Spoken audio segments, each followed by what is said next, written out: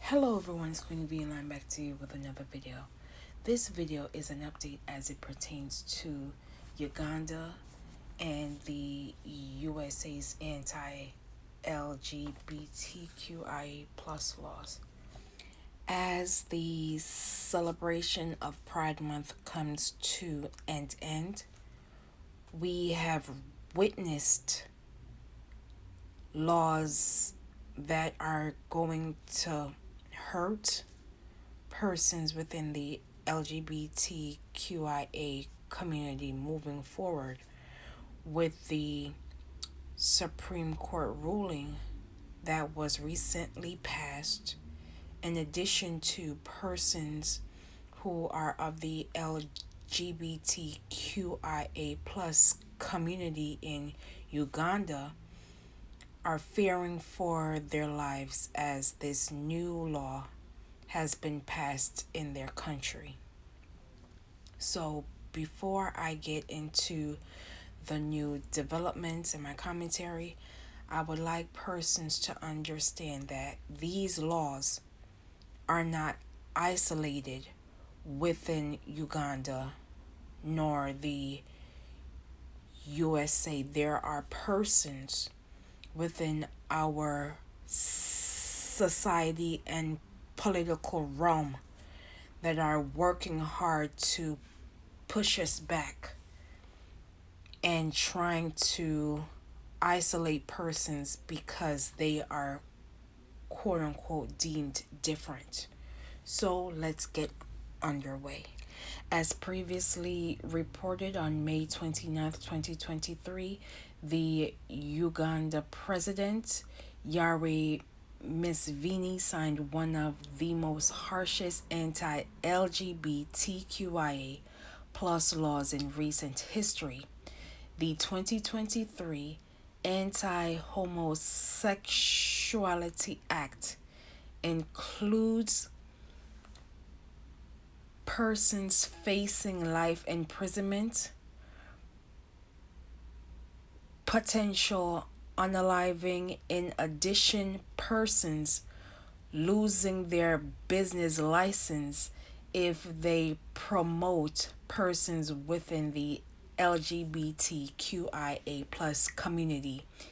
In addition, if persons are housing persons within the LGBTQIA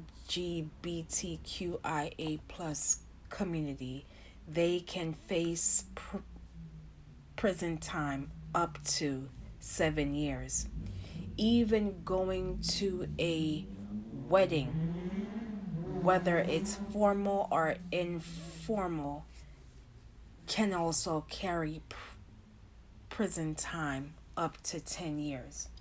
Since the 2023 Anti-Homosexuality Act has been passed, persons living in Uganda are living in fear of their lives, as persons within the Christian, Muslim, and commentators on social media in Uganda are backing this law. Persons that have created a safe space and shelter for persons within the LGBTQIA plus community are now facing eviction from their location. In addition, disturbing videos have surfaced in which persons are being hostile towards persons within the LGBTQIA plus community since this law has been put into place. So far, an estimated 300 human rights violations have been placed against persons within the LGBTQIA plus community in Uganda. Of those, 50 of those cases have been verified to a judge while seeking an injunction against the law. These cases of evictions vary from outing someone, terminating someone from their jobs, blackmail, and even mob justice. A lawmaker from Uganda by the name of Osman Basalara, who introduced the 2023 anti LGBTQIA plus law, stated in part that these reports are distortions and fabrication, and that these allegations were completely false. Who has been fired from their jobs? Who has been evicted from their houses? This is a very innocent law. No one has been targeted, he ended.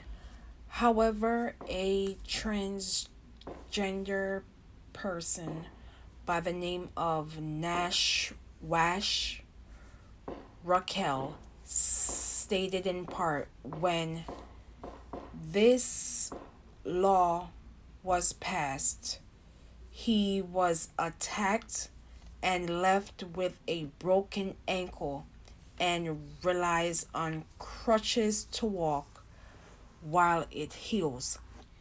Uganda, alongside 30 plus countries, have laws that target persons within the LGBTQIA plus community.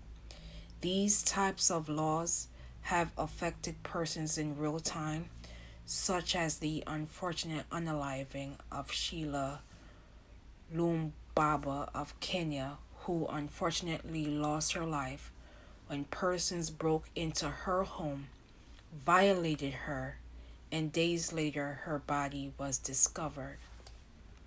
This caused an outrage not only within Kenya and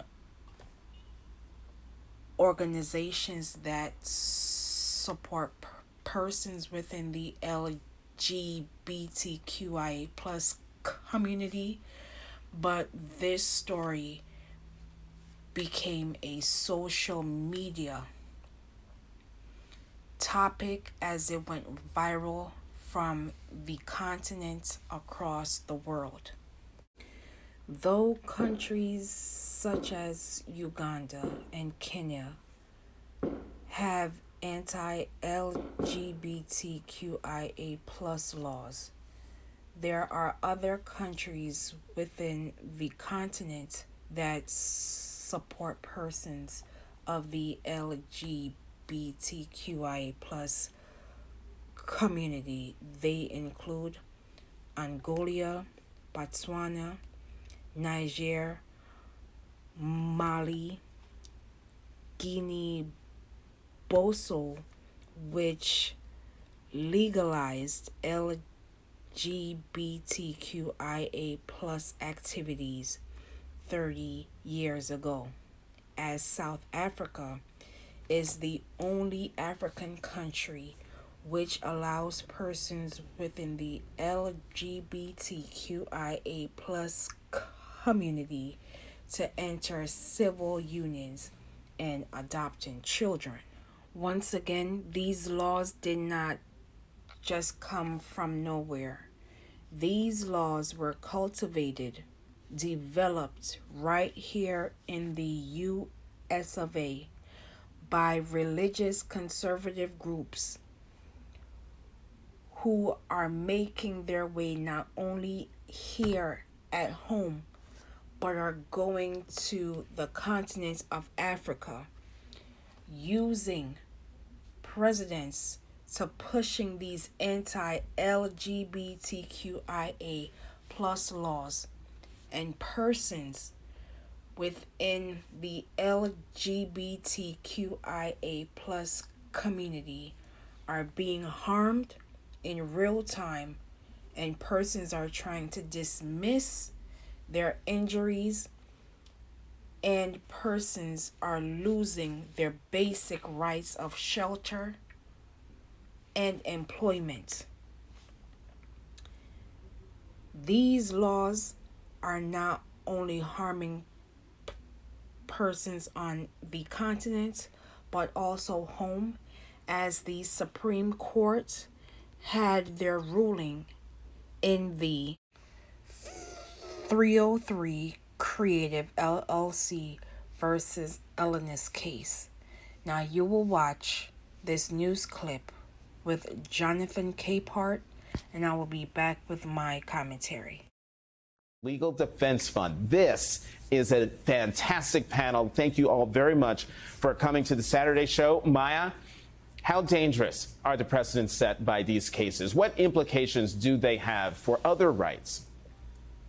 They're extremely dangerous. And I keep quoting President Joe Biden because he was right when he said this is not a normal court.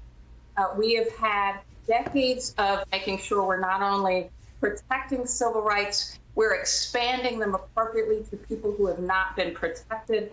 And some of this precedent, this case law that the Supreme Court just batted the back of its hand at in these, both in the affirmative action cases and in 303 Creative, the LGBTQ rights case, is actually saying, look, we're going to open the door both to ignoring the long-standing and still present role that racism is playing in society, including in terms of access to college, higher education.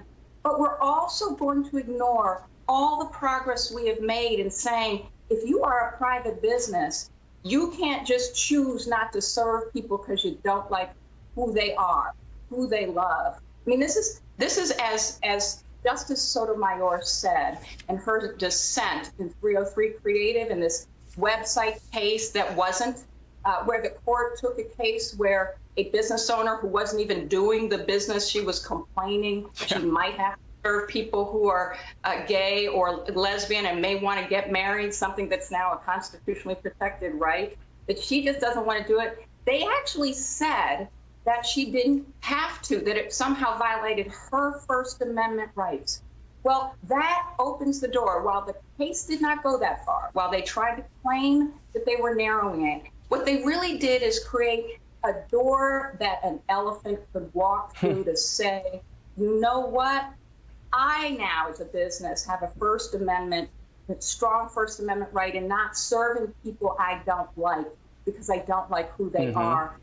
This opinion. And this is how it starts. I just want to remind people of Dobbs, of reversing Roe v. Wade. It started with cases like out of Pennsylvania where the Supreme Court said, oh, we're not getting rid of Roe. We're just saying the state can do all kinds of things to make you jump through hoops to get an abortion, but we're not completely taking it away. And over the years, that became a reversal of Roe. That's what's happening here. That's the way we have to understand it. And we have to get back to being a country that values and protects all our people.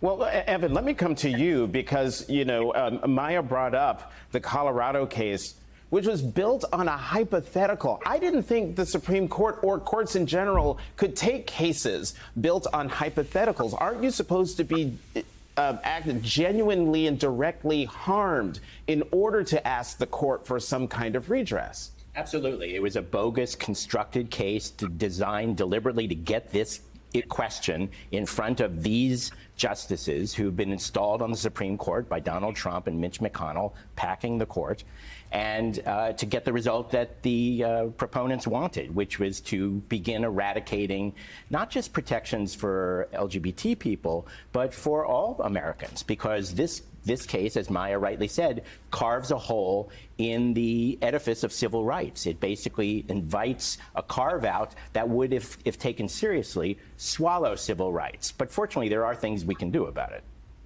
Meaning, like, other than voting and getting people in elected office who will then appoint judges who could turn things around? Absolutely. Step one, you have to look at who put these judges on the court, who installed them to deliver on this agenda. But the other thing we can do in addition to that, and that is definitely number one, is structural reform. We need to address the fact that this court has been packed, and as President Biden said, this is not a normal court. And the way we fix that, according to the Constitution, is by expanding the number of justices and allowing a more representative court, more in tune with the values of the American people, and not serving some plutocrat's agenda to rule in a way that will inspire Americans with confidence in our democracy. Speaking of plutocrats, Tona, I'm going to bring you into the conversation, and I just have to say, it is so wonderful to see you. The affirmative action case was brought by a conservative billionaire. The Colorado case, as we've been discussing, was based on a hypothetical. The student loans case was brought by Republican states, not students. So does the court, even accepting these cases, show they are trying to legislate from the bench, which is something I thought conservatives and Republicans thought was verboten? First of all, I want to thank you, Jonathan, for having me. It's wonderful to see you as well. Listen, it's incredibly troubling what the court has done in these cases.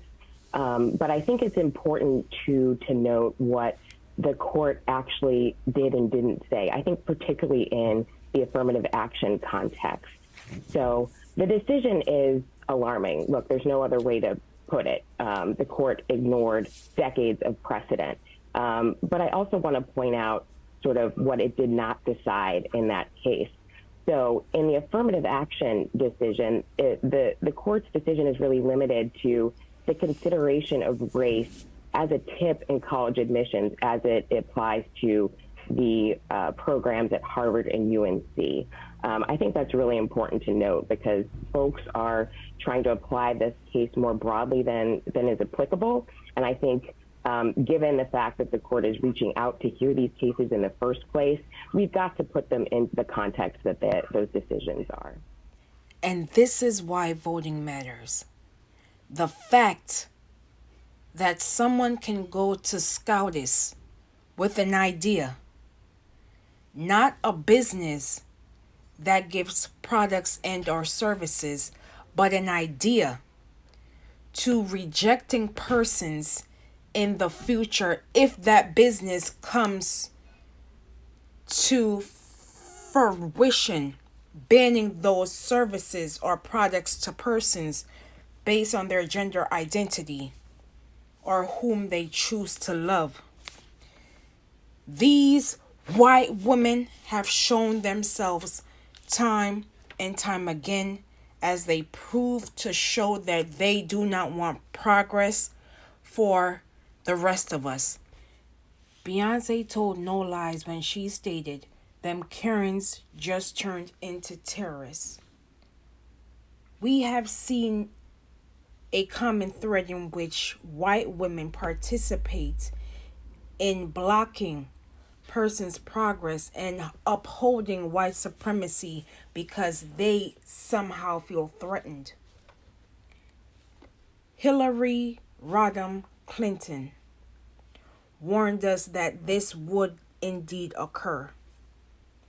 But once again, white women bashed her, called her names, and this excuse of but her emails as a way to justify not voting for her is now our reality because persons chose to mock the voting system in 2016, and we are seeing the consequences here in the USA, but also in Uganda and the continent of Africa, because persons are turning a blind eye and using religion as an excuse to weaponize their biases against persons whom they do not know.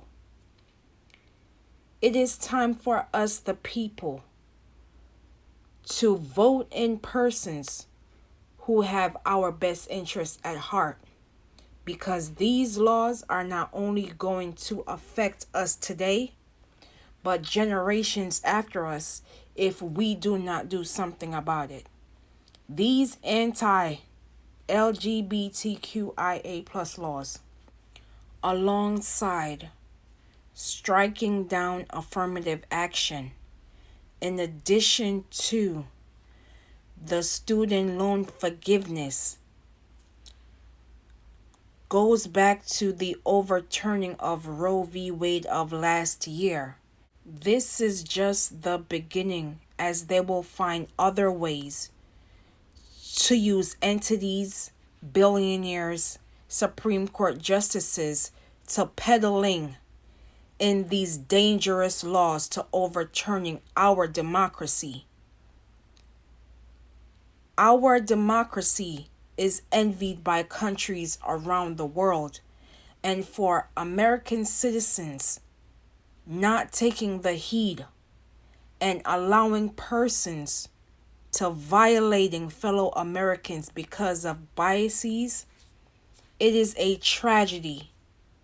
And if we, once again, we as the collective, do not find a way to ensuring that all Americans are safe, we are going to see a dangerous trend in which persons are going to be hurt in real time, and we cannot continuously use thoughts and prayers because it is now a cop-out.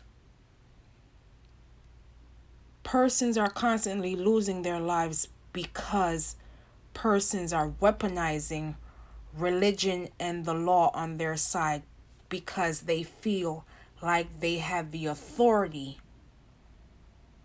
to hate on someone because they are quote unquote different. We are seeing a dangerous trend online in which persons are being targeted because they are different. Persons are losing their lives behind hate, and we are idly sitting by as lives are being lost. How many more persons have to lose their lives before we, the American people, say enough is enough? Are we going to allow white supremacy to taking over our lives?